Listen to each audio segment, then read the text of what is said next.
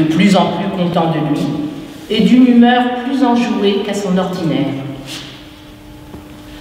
Un jeune garçon se baissa devant le trou de la serrure de Scrooge pour le régaler d'un chant de Noël. Mais au premier mot de « Dieu vous aide, mon bon monsieur, que rien ne trouble votre cœur », Scrooge saisit sa règle avec un geste si énergique que le chanteur s'enfuit, épouvanté. Enfin, l'heure de fermer le comptoir arriva. Scrooge descendit de son tabouret, paraissant donner ainsi le signal du départ au commis, qui, éteignant aussitôt sa chandelle, mit son chapeau sur sa tête. Vous voudriez avoir toute la journée de demain, je suppose. Et si cela vous convenait, monsieur? Cela ne me convient nullement. Et ce n'est point juste.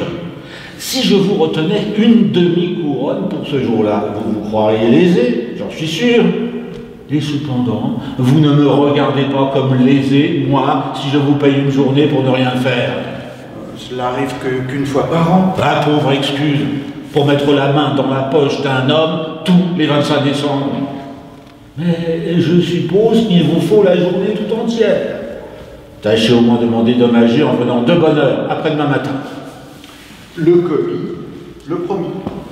Scrooge prit son triste dîner dans la triste taverne où il mangeait d'ordinaire. Ayant lu tous les journaux et charmé le reste de la soirée en parcourant son livre de contes, il alla chez lui pour se coucher. Et il habitait un appartement occupé autrefois par Feu, son associé.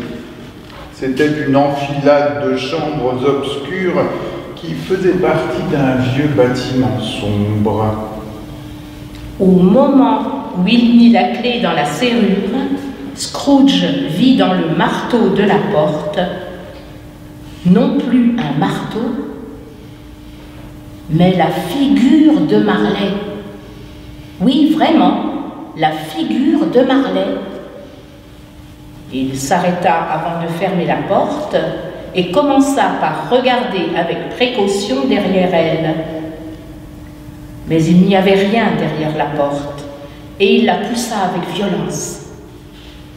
Le bruit résonna dans toute la maison comme un tonnerre.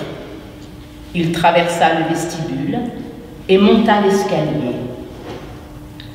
Il parcourut les pièces de son appartement pour voir si tout était en ordre. Le salon, la chambre à coucher, la chambre de débarras, tout se trouvait en ordre. Personne sous la table, personne sous le sofa, personne sous son lit, personne dans le cabinet, personne dans sa robe de chambre suspendue contre la muraille dans une attitude suspecte. Parfaitement rassuré, Scrooge tira sa porte et s'enferma à double tour, ce qui n'était point son habitude. Comme il se renversait la tête dans son fauteuil, son regard s'arrêta par hasard sur une sonnette hors de service. Avec une extrême surprise, avec une terreur étrange, qu'au moment où il la regardait, il vit cette sonnette commencer à se mettre en mouvement.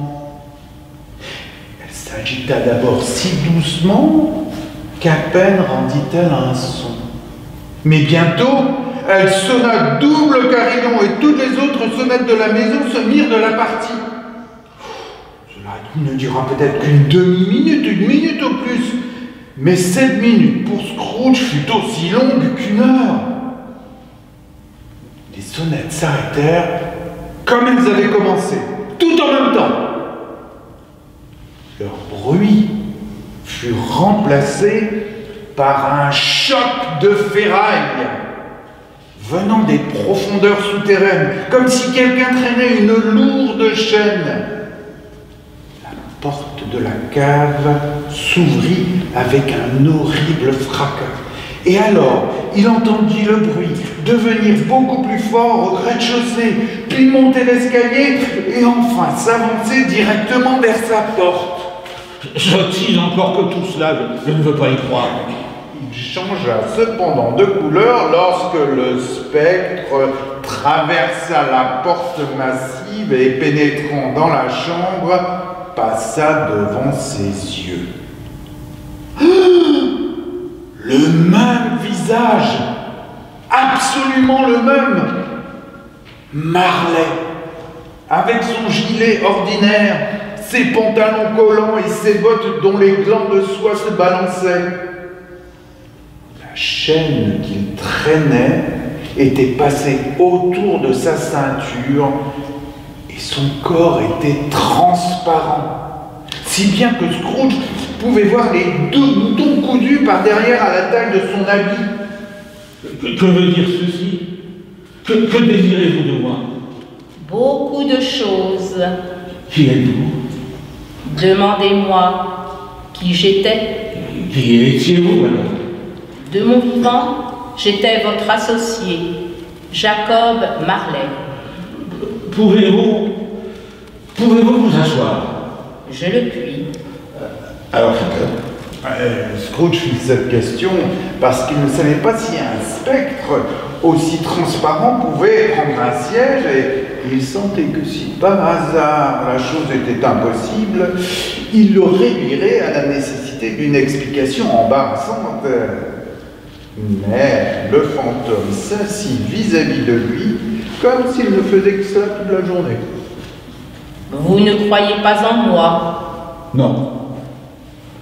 Quelle preuve de ma réalité voudriez-vous avoir, outre le témoignage de vos sens? Je ne sais trop. Pourquoi doutez-vous de vos sens? Parce que la moindre chose suffit pour les affecter.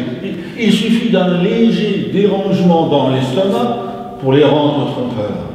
Et vous pourriez bien être, au bout du compte, une tranche de bœuf mal digéré, une demi-cuillerée de moutarde, un morceau de fromage, un fragment de pomme de terre mal cuite. Sottise, oui, sottise. À ces mots, le spectre poussa un cri effrayant et secoua sa chaîne avec un bruit si lugubre et si épouvantable que Scrooge tomba à genoux et se cacha le visage dans ses mains. Miséricorde, épouvantable apparition, mais pourquoi venez-vous me tourmenter? Âme mondaine et terrestre, croyez-vous en moi ou n'y croyez-vous pas? J'y crois, il le faut bien. Mais pourquoi les esprits se promènent-ils sur terre? Et pourquoi viennent-ils me trouver? C'est une obligation de chaque homme, que son âme se mêle à ses semblables et voyage de tous côtés.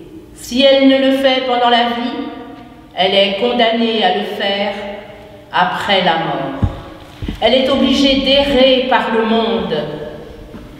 Ô malheureux que je suis, et doit être témoin inutile de choses dont il ne lui est plus possible de prendre sa part quand elle aurait pu en jouir avec les autres sur la terre. Le spectre poussa encore un cri, secoua sa chaîne et se tordit les mains. Vous êtes enchaîné? Dites-moi pourquoi. Je porte la chaîne que j'ai forgée pendant ma vie. C'est moi qui l'ai faite, anneau par anneau, maître par maître. Voudriez-vous savoir le poids et la longueur du câble énorme que vous traînez vous-même? Jacob, mon vieux Jacob Marley, parlez-moi encore. Adressez-moi quelques paroles de consolation, Jacob. Je n'ai pas de consolation à donner. Les consolations viennent d'ailleurs, Ebenezer Scrooge. Je n'ai plus que très peu de temps à ma disposition. Je ne puis me reposer, je ne puis m'arrêter, je ne puis séjourner nulle part. Il faut bien que vous soyez bien en retard, Jacob. En retard. Mort depuis 7 ans et en route tout ce temps-là. Tout ce temps-là, ni trêve ni repos, l'incessante torture du remords. Vous voyagez vite. Sur les ailes du vent. Vous devez avoir vu bien du pays en 7 ans. Ah! Le spectre, entendant ces paroles, poussa un troisième cri et produisit avec sa chaîne un cliquetis horrible dans le morne silence de la nuit. Ô captif enchaîné, pour avoir oublié que chaque homme doit s'associer au grand travail de l'humanité et en perpétuer le progrès, pour avoir oublié que l'immensité de nos regrets ne pourra pas compenser les occasions manquées dans notre vie. Et cependant, c'est ce que j'ai fait. Oh oui, malheureusement, c'est ce que j'ai fait. Cependant, vous fûtes toujours un homme exact, habile en affaires, Jacob. Les affaires. C'est l'humanité qui était mon affaire. C'est la charité, la miséricorde, la tolérance et la bienveillance. C'est tout cela qui était mon affaire. Écoutez-moi. Mon temps est bientôt passé.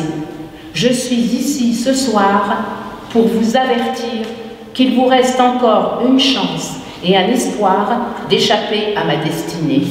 Vous fûtes toujours pour moi un bon ami. Merci.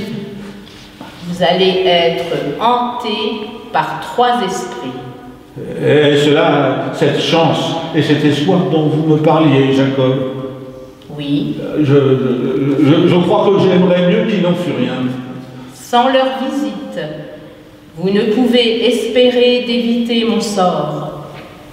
Attendez-vous à recevoir le premier demain quand l'horloge sonnera 1 heure.